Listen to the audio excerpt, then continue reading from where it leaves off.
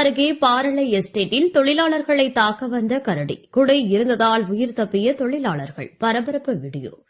வால்பாறை அருகே பாரளை எஸ்டேட் பகுதியில் கரடியின் நடமாட்டம் அதிகரித்து வரும் நிலையில் அதிகாலையில் உதவி மேலாளரின் வராண்டாவில் நீண்ட நேரம் ஓய்வெடுத்த கரடி காலை சுமார் 7 மணியளவில் அங்குள்ள தேயிலை ஆலை பகுதியில் திடீரென புகுந்து அங்கு நடந்து சென்ற தொழிலாளியை தாக்க ஓடி வந்த கரடியை பார்த்து அதிர்ச்சியடைந்த தொழிலாளர் சுதாரித்துக் கொண்டு கையில் இருந்த குடையை விரித்து மறைத்து கரடிக்கு பயம் காட்டிய தொழிலாளியை பார்த்து அங்கிருந்து மிரண்டு ஓடி அங்குள்ள புதருக்குள் மறைந்தது.